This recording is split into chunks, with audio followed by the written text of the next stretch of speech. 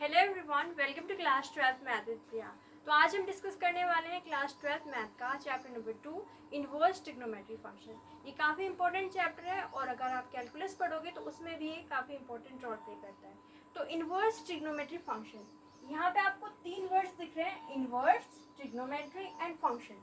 तो यहाँ पे ये जो इनवर्स है और ये जो ट्रिग्नोमेट्री फंक्शन है, तो ट्रिग्नोमेट्री फंक्शन के बारे में तो आप क्लास 11th में पढ़ के आए हो। तो ट्रिग्नोमेट्री फंक्शन के इनवर्स के बारे में हम इस चैप्टर में डिस्कस करेंगे। तो क्लास 12th में ट्रिग्नोमेट्री फंक्शन के इनवर्स के बारे में डिस्कस किया जाएगा। अब ये इनवर्स क्या होता है? अगर आप ओल्ड एनसीईआरटी देखते हो तो उसमें जो चैप्टर नंबर 1 है उसके लास्ट में इनवर्स के बारे में बताया गया है। बट इस चैप्टर के लिए जो इम्पोर्टेंट है वो हम यहाँ पे डिस्कस करेंगे कि इनवर्स का एक्चुअल मीनिंग क्या होता है। अगर हमें इनवर्स के बारे में पता होगा तभी तो हम ट्रिग्नोमेट्री फंक्शन के इनवर्स के बारे में डिस्कस करेंगे।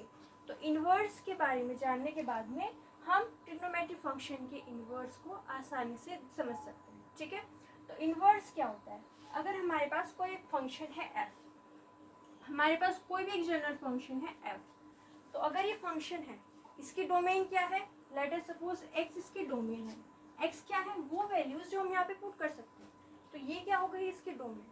और जो इसकी रेंज है वो क्या है? y। मतलब हमारा फंक्शन जो है वो x से y तक डिफाइन किया गया है। x क्या है? डोमेन। और ये जो y है वो क्या है? रेंज।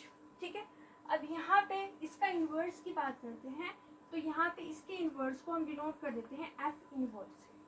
अगर ये f है, कोई जनरल फंक्शन है, तो उसका इन्वर्स है f इन्वर्स। अब यहाँ पे एक इम्पोर्टेंट प्रॉपर्टी आती है जो आपको थ्रू आउट इस चैप्टर में यूज करनी होगी, ये इम्पोर्टेंट है।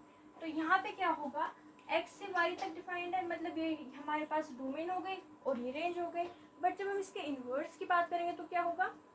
ये जो हमारे पास यहाँ पे रेंज है वो बन जाएगी इसकी डोमेन, और ये जो हमारे पास डोमेन है वो क्या बन जाएगी? रेंज। तो ये हमारे पास कुछ इस तरीके से होगा। ठीक है, अगर आप ये समझ लेते हो तो जब हम ट्रिग्नोमेट्रिक फंक्शन के डोमेन एंड रेंज के बारे में डिस्कस करेंगे तो वो आपको आसानी से समझ में आ जाएगा।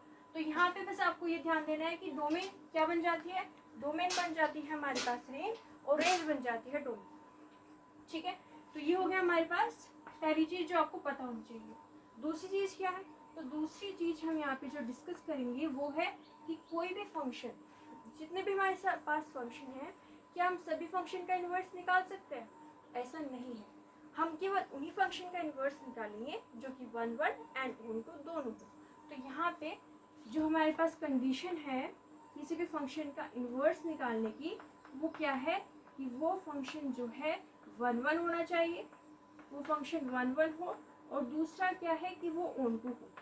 ठीक है, तो अगर कोई फंक्शन 1 1 है, ऑन टू है, उसका हम क्या कर सकते हैं? इन्वर्स फाइंड आउट कर सकते हैं। तो पहली हो गई ये कंडीशन एंड दूसरी हो गई ये कंडीशन। ठीक है, अब एक तीसरी इंपॉर्टेंट चीज़ जो आपको समझ लेनी है कि अगर हमारे पास यहाँ पे ऐसे है एफ एक्स वाई है, एफ एक्स पुट कर लेते हमारे पास वाई आता है, तो हम यहाँ पे अगर इसका इन्वर्स में पुट करें एफ इन्वर्स, यहाँ पे अगर हम y पुट करें तो वो किसके इक्वल आएगा?